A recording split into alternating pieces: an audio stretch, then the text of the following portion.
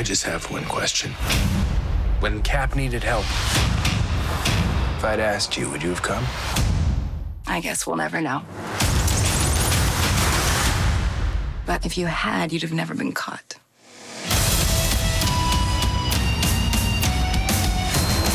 I do some dumb things, and the people I love the most, they pay the price. Thanks to you, we had to run. We're still running. Let's go. I think that Peyton and I, since he even came on board the first time around, one of the things that we both agreed on is the type of movie we wanted to make and how important the laughs were in creating something that was original within this genre that is easily, can easily be a little saturated, you know, a little, it's like, okay, what's new in a superhero movie?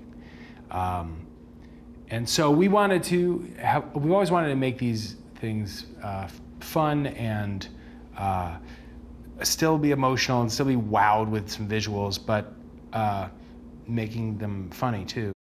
When we started formulating what the story was going to be for Ant-Man and the Wasp, we realized we're really making a sequel to two movies, to Ant-Man and also to Captain America Civil War, because we couldn't ignore what had happened to Scott Lang in Civil War, which is he took the Ant-Man suit to sort of help this Avengers infighting. And it struck me that that's Hank Pym's worst nightmare, is that Scott Lang, who he had entrusted with his Ant-Man technology, now is going to take it without asking and go fight with the Avengers. And of course, he ends up getting caught and put in this underwater prison, the Raft.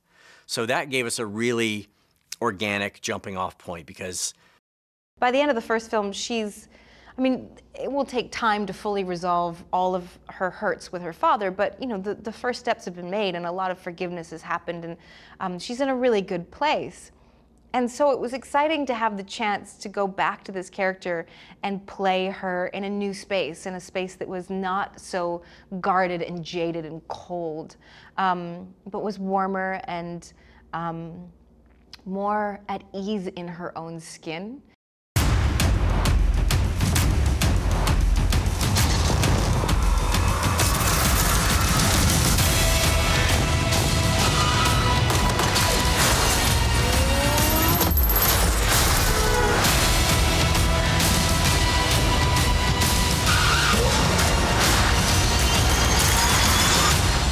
You just need someone watching your back. Like a partner.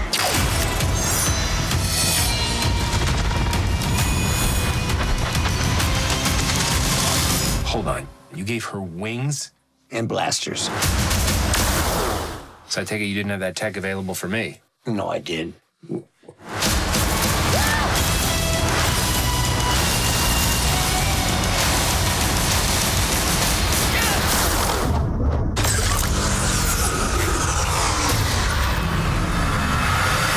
Well, the best thing about doing a sequel is the opportunity to work with the people you worked with before. So there's a familiarity. You don't have to go in like strangers and kind of feel your way out. There's a comfort factor with your director, Peyton Reed. You know him. He's not walking on eggshells about this actor, about me, or you know, been around forever and all that. Same feeling with Paul, who's just a doll to work with, and Evangeline now, who's the title is the Ant-Man and the Wasp, and she's getting a chance to really show her work. So that just the actual process of working together with people you worked with before. I mean, I understand it now. You know these stories of people that had the opportunity to work with their director or a co-actor on many pictures, and that's a comfort factor that makes it much more relaxed, which is the best part. I somehow wound up with Michelle Pfeiffer and Michael Douglas playing my parents, and both being equally as incredible and consummate and lovely and competent and talented. And again, I mean, how can you be bad working with Michelle? How can you be bad working with Michael? So if I am bad, it's all on me. It's my fault. I did it. I screwed up because they're so good, and I'm so happy that I get to act with them. You know, I just was really, really hungry to be a part of the Marvel Universe. You know, I would have played an asteroid in any movie given the opportunity. So the fact that, you know, they found that I was a good match for the character of Bill Foster, to me is, you know, it's huge. It's a dream come true for me. I loved at this phase, let's say, in my life that I'm playing a superhero. I think it's incredible, and I think the message that it sends to women of all ages and all demographics that, you know, we are still kicking ass. And that we're strong, and we're independent, and we're fierce and capable. Wow, Dr. Pym. Like who would have thought that once again, in your hour of need, that you would turn to us, you know? Not me. Help yourself. Hey, what's up with the fancy pastry? We gotta keep the food budget down. Well, what are we supposed to have for breakfast? The oatmeal packets. Oatmeal packets. It's insult. Why is it an insult? Because it tastes like sand. You know why? It's because it's organic. No, That's it's why. not organic. It's sand. It's the most important meal of the day. You know what? You can get creative with it. Break teeth. Oh, put a little brown sugar on it. You put some cinnamon. Put a little honey. Whatever. Guys, come on, man. We got bigger fish to fry. Is that my desk? Yeah. What? Why do I have such a small desk? Well, because you weren't there when we were choosing desks. You snooze, you lose. Well, I was under house arrest. Yeah. You know what? This isn't even a desk. This is garbage. You found this outside amongst garbage. I got it at a rummage sale. So you save money on my desk? Guys! Hope, please. We need to focus, all right? We gotta find that lab already. Jeez. Ant-Man and the Wasp teaming up. This film, Hope possesses some very impressive skills. She seems more intense. I was so excited to have the chance to go back to this character. One word that would define the Wasp is kinetic. I'm constantly in motion, and there is barely room to breathe. I had moments where you think, whoa, how did I get here? That was great. Tell me you were filming. This is bananas. I dare you to blink.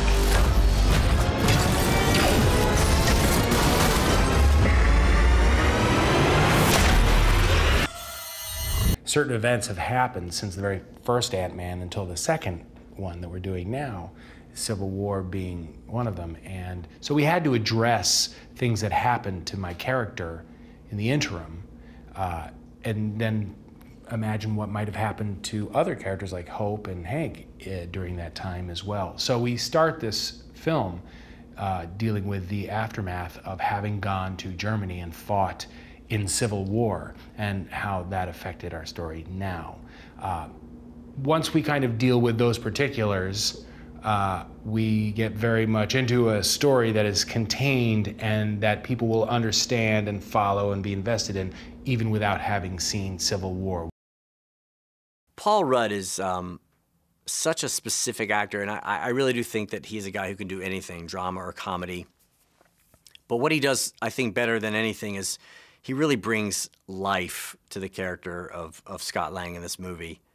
And I think it's important because I've always viewed Scott Lang as the everyman of the Marvel Universe. You know, Scott Lang is not a billionaire. He's not a super scientist. He's a pretty normal guy. And, you know, Ant-Man is really more about the suit, the technology. He's a very heroic guy, but, you know, he's a normal guy and I think a very relatable guy. And I think that's Paul Rudd's sweet spot. Peyton has this exceptional quality of boyishness and a sort of childlike enthusiasm and seriousness and attention to detail. And not all directors really have that. And I I always love that because I always live in fear that I'm going to be missing something. And with him in charge, he's not going to let you miss anything. But it's really a fun set. I love being a part of the Marvel family. I love making this film, working with these actors, playing this part. I feel very lucky, honestly.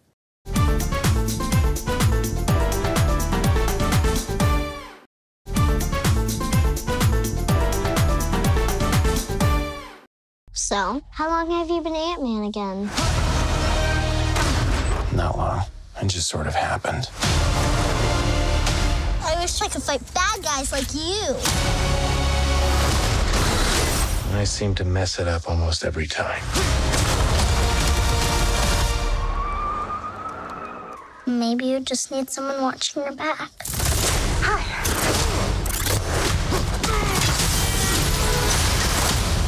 Like a partner. Dr. Pym, I actually heard what happened to you. You opened up the quantum realm. That's when this crazy creepy ghost who like walks through walls and stuff. Stole your tech. And now she wants to take over the world or whatever. Who would have believed that in your hour of need, you would turn to us? Not me. Because we robbed you. Do you remember? That's us. The only chance we've got is both of you. Ant-Man and the Wasp teaming up. Follow my lead.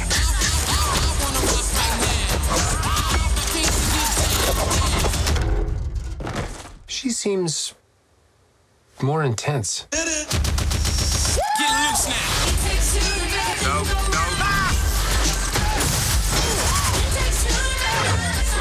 You go low, I'll go high. I have wings. Why would I go low?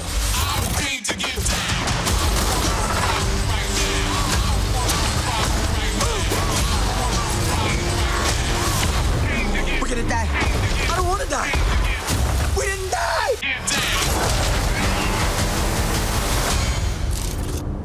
Hey, what'd I miss? We were just tiny. It takes two to make a thing go right. I was partners with Hank on a project called Goliath. How big did you get? My record, 21 feet. You? 65 feet. 65. If you two are finished comparing sizes. 65. The Wasp costume that you saw at the end of the first film was an old prototype from the 1980s. So people have been chattering online saying, wait a minute, the costume we're seeing Evangeline wearing, it looks totally different. And of course it does, because technology has evolved, and I'm a woman of 2017, not 1987. And I updated the suit with my father. We made a new one based on the prototype that fit Hope's needs for this day and age. And I did 4 months of fittings to get that suit perfect. And you know, the one thing I told the costumer when we started was, I don't care how long it takes, I don't care how long I have to be in this room with you, we will make this suit perfect. What I think initially excites me about him is that because he's a contemporary of Pym's, and he has, you know, the same kind of level of smarts and curiosity which scientists need to have, that he's a match for him. So I think that for me was initially like the thing that got me excited, that I'd be playing scenes with Michael Douglas and being sort of, you know, a foil to him.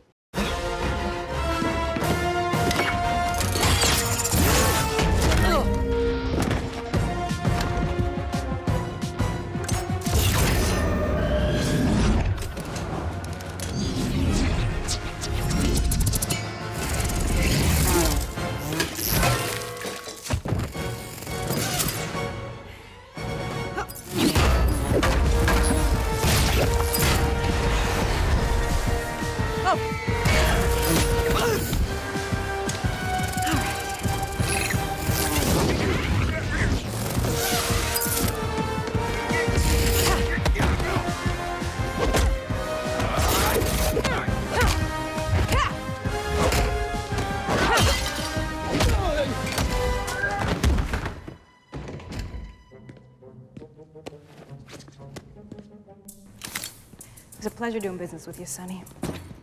Change of plans. Hang on.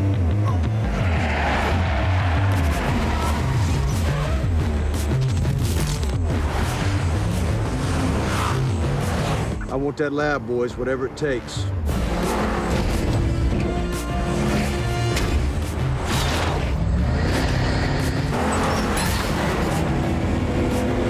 Hold on.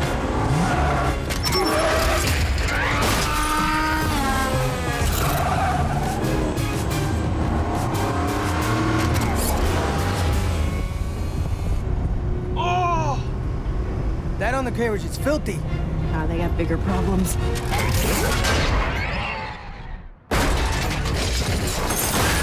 You know, one of the things that I really like about playing this character is that he is thrown into these extraordinary circumstances. I mean, truly, shrinking and flying around on ants and entering quantum realms and life-threatening stuff.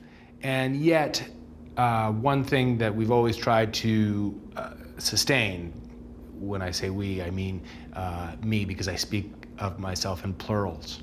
And when we were doing the flashback scene in the first movie, we didn't see Janet's face because she had the wasp suit on and had the mask, but we did see her eyes. And I was thinking when we were figuring out who was going to double her in that movie, is like, you know, if we ever got to do Janet in a movie, Michelle Pfeiffer would be great. And I didn't know at that point we were going to make a second movie, much less one that dealt with Janet. But we did, and we went out to Michelle Pfeiffer, and I met with her and sort of walked her through the story. And I've always been a huge fan of hers, and I loved the idea of her being in this universe. My character, many years ago, got stuck in the quantum realm, and Hope and Hank set out to find her. I think they've never given up hope that she's still alive. And so throughout the film, it's really their journey and their struggle to find a way to get back, to bring her back. Wasp is a legacy character. She's right there on the cover of Avengers #1. Finally, every single character from that first issue of Avengers is here on the big screen. Hi. We saw the original Wasp, Janet Van Dyne, in a brief flashback in the first movie. Janet, no! And at the end of the movie, we finally saw a new suit, and Hank Pym realizing, of course, this suit belongs to his daughter, Hope. It's about damn time. And now in Ant-Man and the Wasp, we see her in all her glory. Watch this. She gets to wear this suit that she's been coveting her whole life. She so desperately wanted to follow in the footsteps of her parents, who had been incredible superheroes in their day. And so she's finally doing that. I do think this story covers a lot of bases. It checks a lot of boxes. They can expect to be emotionally invested, hopefully with not just my relationship with my daughter, my relationship with Hope, with Hank and Janet, Hope and Janet, Hope, like everybody has a connection with one another, and hopefully people relate to that. The visuals are, as always, stunning with most Marvel films, but this is bananas. And there are action sequences that you've never seen before. I was thrilled when Lawrence Fishburne said yes to playing Bill Foster. I had no idea that Lawrence Fishburne was such a comic book nerd. He'll go toe-to-toe with you about any Marvel hero. He just grew up reading the comics. And I love the idea that he is a formidable presence with that amazing voice. And we needed someone like that who was going to go up against Michael Douglas's Hank Pym. And the scenes with the two of them, I think, are terrific. Bill Foster is a guy who worked with Henry Pym back in the day on several projects, and he's a scientist in his own right, very much Hank Pym's match, although Hank Pym would never admit that. Michael Douglas is very charming and he's witty, and he has that sort of dry sense of humor, and he exudes a kind of intelligence.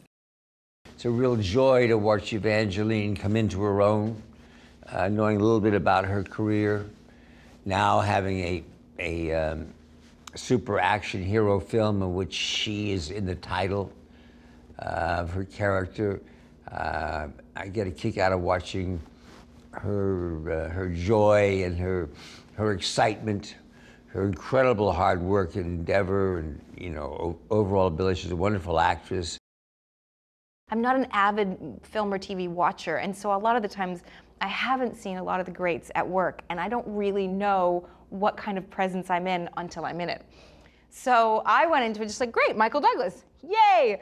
And then I actually started working with him, and the very first day that I worked with him, I remember immediately when they called action and he started to perform, it was like he changed the chemistry of the molecules in the air. I mean, just the whole room changed, and I felt immediately transported into this world of Hank Pym and Hope Van Dyne. Hope has this incredible capability and incredible drive as a fighter, as a scientist, to be this hero. She's the toughest one in the movie. She lives to be Wasp. She lives to be this superhero mantle. Follow my lead. This film is primarily a fun, clever, emotional story of family. Because the quantum realm is where Hope's mother, Janet Van Dyne, the original Wasp, had been lost, presumably forever. I was in the quantum realm, and I think I saw Janet. Now the mission becomes, can they go down there and bring back her mom? I'm not giving up on Mom. If this technology gets into the wrong hands, it's just chaos. The stakes are so high. We don't have much time.